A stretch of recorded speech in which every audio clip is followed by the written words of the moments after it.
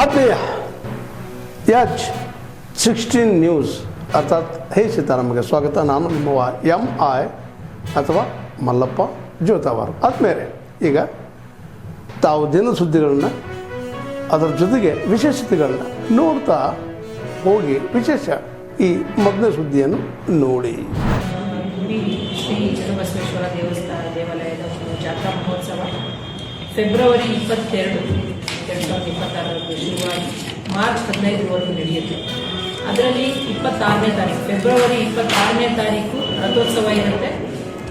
March 3ನೇ ತಾರೀಕು ಬೆಳ್ಳಿ ಪಲ್ಲಕ್ಕಿ ಇರುತ್ತೆ. ಸೊ ಹಾಗಾಗಿ ನಾವಿವತ್ತು ದೇವಸ್ಥಾನದ ಸಮಿತಿಯವರಾಗಿರ್ಬೋದು, ಯುವದರ ಸಮಿತಿಯವರಾಗಿರ್ಬೋದು, ಎಲ್ಲ ದಾಸೋಹ ಸಮಿತಿಯವರಾಗಿರ್ಬೋದು, ಎಲ್ಲ ಊರಿನ ಎಲ್ಲ ಕೋಮುಗಳ ಮುಖಂಡರ ಜೊತೆ ಮತ್ತು ತಹಶೀಲ್ದಾರ್ ಅವ್ರ ಜೊತೆ ಎಲ್ಲ ಜೊತೆ ಒಂದು ಸಭೆ ನಡೆಸಿದ್ವಿ ನಾವಿವತ್ತು. ಆ ಸಭೆಯಲ್ಲಿ ನಾವೆಲ್ಲ ಇಲಾಖೆಯವ್ರಿಗೂ ಒಂದು ಡೈರೆಕ್ಷನ್ಸ್ ಕೊಟ್ಟಿದ್ವಿ. ಕಂದಾಯ ಇಲಾಖೆಯವರು ಏನೇನು ಮಾಡಬೇಕು, ಪೊಲೀಸ್ ಇಲಾಖೆಯವರು ಏನೇನು ಮಾಡಬೇಕು, ಮುಖ್ಯವಾಗಿ ಮಹಿಳೆಯರು, ಮಕ್ಕಳು ಮತ್ತು ಹಿರಿಯ ನಾಗರಿಕರು, ಸಾರ್ವಜನಿಕರು ಯಾರು ಬರ್ತಾರೆ ಅವ್ರ ರಕ್ಷಣೆ ತುಂಬ ಇಂಪಾರ್ಟೆಂಟ್ ಆಗಿರುತ್ತೆ.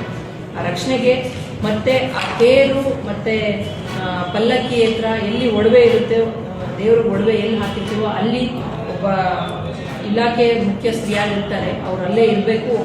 ಯಾರಿಗಾರು ಒಬ್ರಿಗೆ ನೇಮಿಸಿ ಎಲ್ಲೂ ಓಡಾಡೋದಿರೋ ಹಾಗೆ. ಯಾಕಂದರೆ ರಥ ಶುರು ಆಗಿದ ತಕ್ಷಣವೇ ಜನರು ಎಲ್ಲ ಬಂದಿದ ತಕ್ಷಣ ಅಲ್ಲಿ ಯಾರು ಪೊಲೀಸ್ ಮೆನ್ ಇರಲಿಲ್ಲ ಅಂದರೆ ನಮಗೊಂದು ಸೆಕ್ಯೂರಿಟಿ ಕನ್ಸರ್ನ್ಸ್ ಇರುತ್ತೆ ಅಂತ ಎಲ್ಲರೂ ಹೇಳಿದ್ರು. ಸೊ ಹಾಗಾಗಿ ಅಲ್ಲೇ ಒಬ್ಬರು ಡೆಪ್ಯೂಟ್ ಮಾಡೋದಕ್ಕೂ ನಾವು ಸೂಚನೆ ಕೊಟ್ಟಿದ್ದೀವಿ. ಮತ್ತು ನಾವೊಂದು ಕಂಟ್ರೋಲ್ ರೂಮ್ ಎಸ್ಟಾಬ್ಲಿಷ್ ಮಾಡ್ತಾ ಇದ್ದೀವಿ. ಅಲ್ಲಿ ಎಲ್ಲ ಇಲಾಖೆ ಅಧಿಕಾರಿಗಳನ್ನು ಒಬ್ಬೊಬ್ಬರು ಡೆಪ್ಯೂಟ್ ಮಾಡಿರ್ತಾರೆ. ಆಲ್ ಅಂಡರ್ ಒನ್ ರೂಫ್ ಒಂದು ಟೋಲ್ ಫ್ರೀ ನಂಬರ್ ಕೊಡ್ತೀವಿ. ಅಲ್ಲಿ ಯಾರಿಗೆ ಏನಾದರೂ ಒಂದು ವಿಚಾರ ಇತ್ತು, ಏನೋ ಇಶ್ಯೂಸ್ ಇತ್ತು ಅಂತಂದರೆ ಆ ನಂಬರ್ಗೆ ಫೋನ್ ಮಾಡ್ಬೋದು.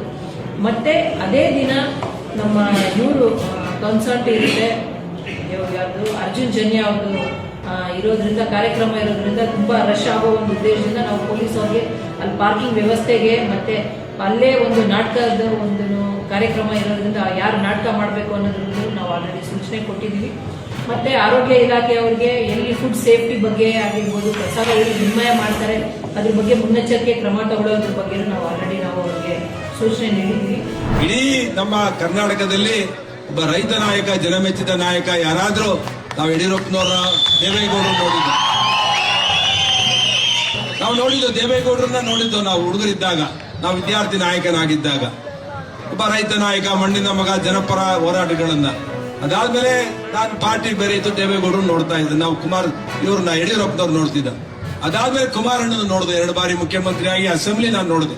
2008ರಲ್ಲಿ ಮತ್ತೆ 2013ರಲ್ಲೂ ಕುಮಾರಣ್ಣ ಅವ್ರನ್ನ ಶಾಸಕರಾಗಿ ನೋಡಿದೆ ಹೋರಾಟಗಳನ್ನ.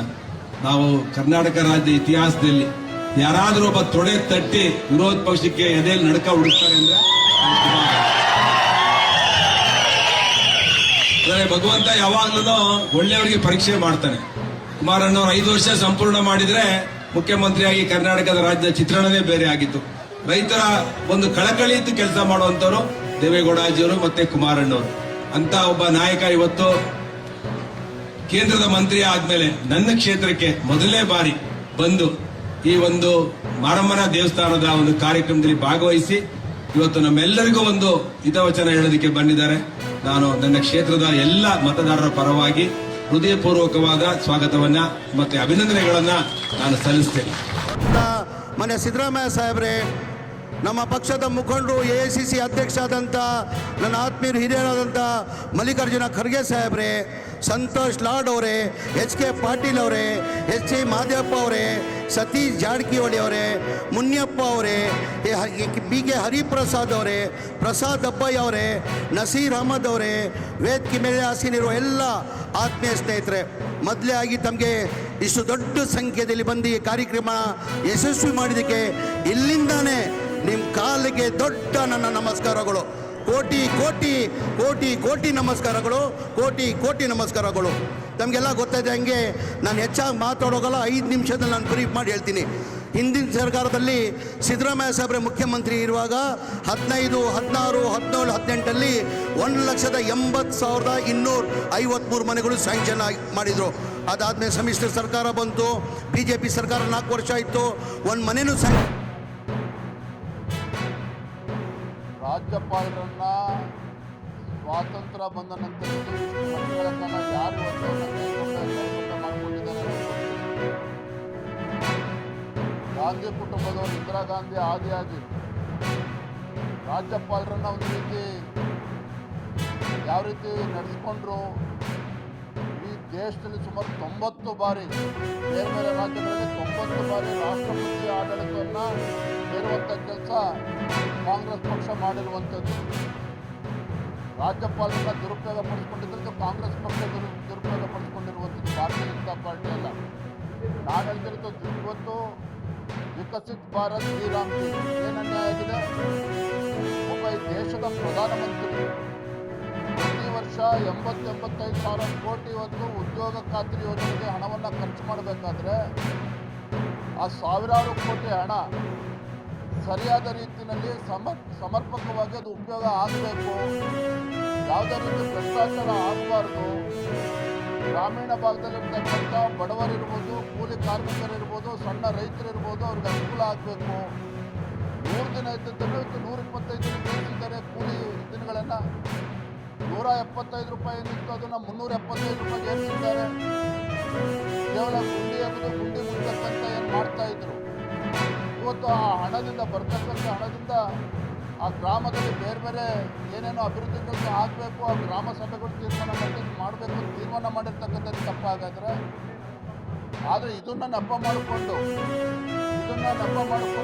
ತರಾತುರಿಯಲ್ಲಿ ವಿಶೇಷ ಅಧಿವೇಶನವನ್ನು ಕರೆದು ರಾಜ್ಯಪಾಲರ ಮುಖೇನ ಇವ್ರಿಗೇನು ಮನಸ್ಸೋ ಬಂದಂತೆ ಒಂದು ಕೇಂದ್ರ ಸರ್ಕಾರದ ವಿರುದ್ಧ ಎಚ್ಚೆತ್ತುವಂಥ ಭಾಷಣ ಮಾಡಬೇಕು ಅಂತ ಯಾಕೆ ಸಾಧ್ಯ ಆಗ್ತದೆ?